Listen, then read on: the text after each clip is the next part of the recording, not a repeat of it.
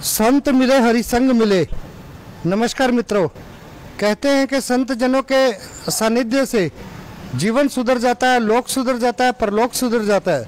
श्री रुद्र हनुमान सेवा समिति के संस्थापक गुरु अर्जुन दास जी इस समय साथ में हमारे, जो निरंतर समाज सेवा के कार्य करते हैं। नमस्कार।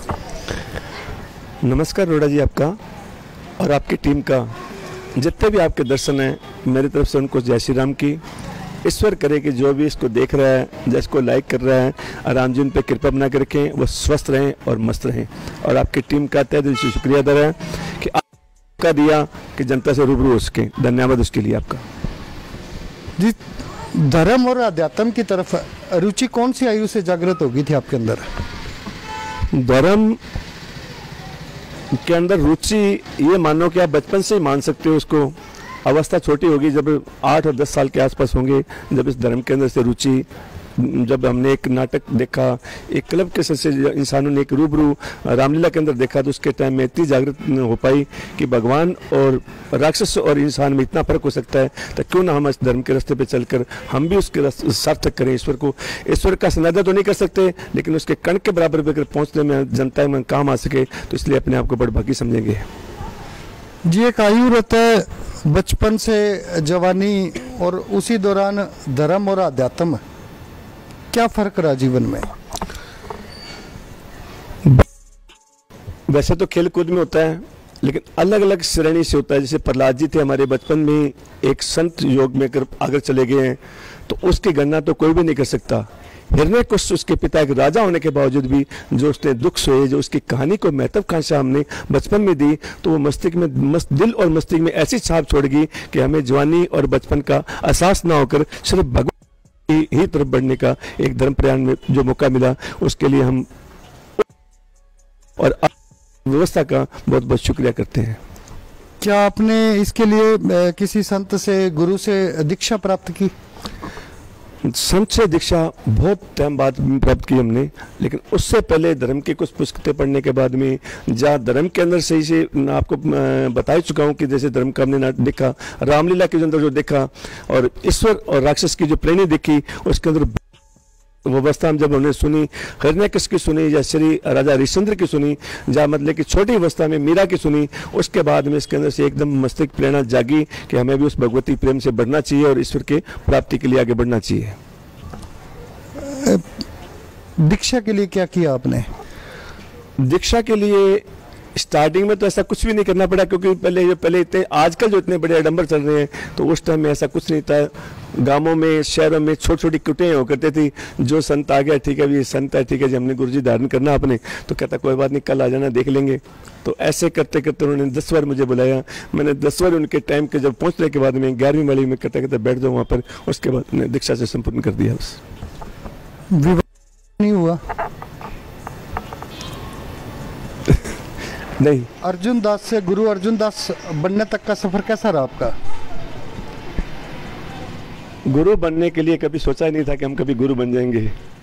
हम तो ये सोचते थे कि प्रभु के दास बन जाएं, जब उसके भक्ति के लाइन पे चल पड़े, जब सतमार्ग पे चल जाएं, हमारे लिए इतनी बहुत बड़ी बात थी। लेकिन आप लोगों का प्यार, जब पब्लिक का प्यार इतना मिला, इन्होंने एक अर्जुन दास से गुरु अर्जुन दास इन पब्लिक ने बैठा दिया।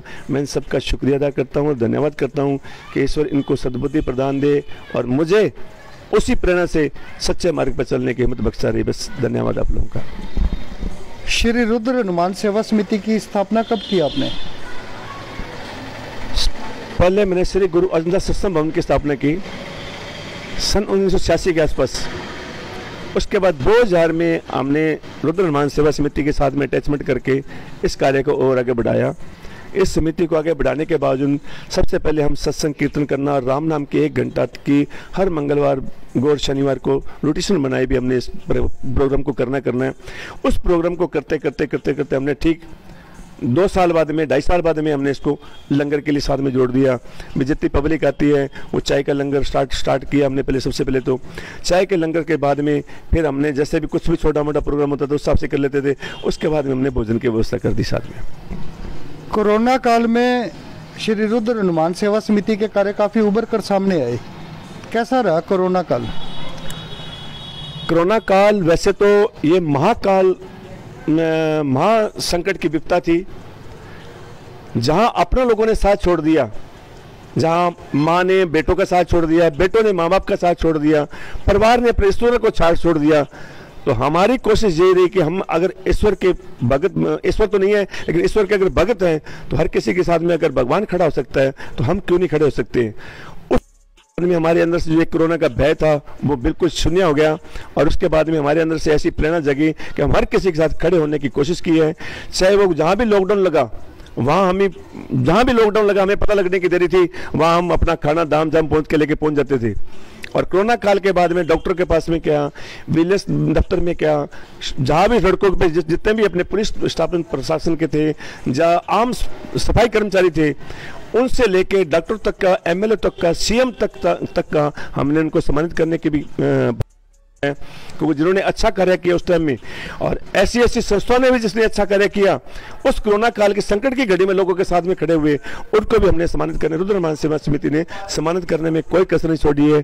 करीबन 1.5 लाख आदमियों को इंसान सम्मानित किए गए चुके। गुरु जी कहते हैं कि सेवा कार्यों के लिए एक धन की बड़ी महती आवश्यकता होती है, तो जो सेवा कार्य आपके द्वारा किए जाते हैं, ये धन की व्यवस्था कहाँ से होती है?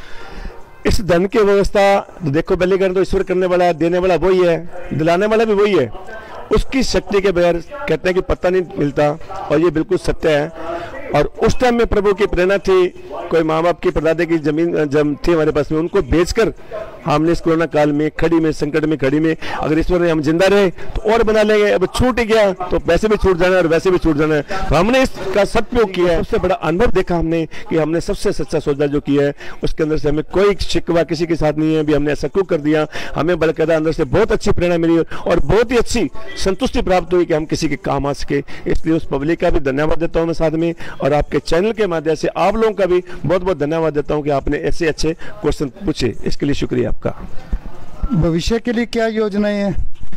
भविष्य के लिए योजनाएं, एक तो जंगमैन जो पीढ़ी है उसको खेल के अंदर से जोड़ना, नशे से दूर रखना, जीवन में पौधा हरियाली पैदा करना, बुराइयों पे विजय कैसे प्राप्त की जाती है इसके लिए प्रेरित करना, और शिष्य एजुकेशन के साथ में जोड़ना, सबसे बड़ी प्रेरणा ये रहेगी मेरी। हमारे चैनल के माध्यम से आमजन को क्या संदेश देना चाहेंगे?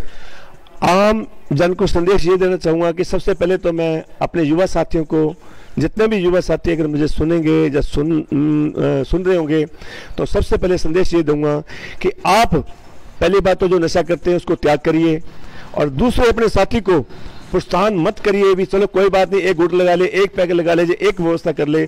कृपया आपसे मेरी विनय अनुरोध रहेगा भी ऐसा ना करके आप उनको सत्य मार्ग की तरफ जोड़िए, उसका शिक्षा की तरफ जोड़िए, उसको देश हित में जोड़िए, उसको राष्ट्र से प्रेम करना जुड़ाइए, उसे अपने परिवारों के साथ में जोड़ने की प्रेरणा दीजिए। अगर आप ऐसा करोगे तो ये समझ लो कि इस वक्त भगवत प्राप्ति के लिए आप अपना कार्य कर रहे हो और सनातन धर्म को ऊंचा उठाने की कोशिश कर रहे हो। इसके लिए मैं सदा आप लोगों का ऋणी रहूंगा और आपका शुक्रगुजार करूंगा। गुरु अर्जुन दास जी ने बड़ी बेबाकी से अपने और सादगी से विचार रखे हैं कि युवा पीढ़ी को नशे से दूर रहना चाहिए और सनातन धर्म की जो परंपराएं हैं उनका अनुसरण करना चाहिए, जिससे जीवन सुचारू रूप से संचालित हो। धन्यवाद। जय हिंद, जय भारत। पॉलिटिकल कृष्ण से आपका राजेश अरोड़ा। मिलते हैं फिर से एक बार एक नए वीडियो के साथ, एक नए शो के साथ।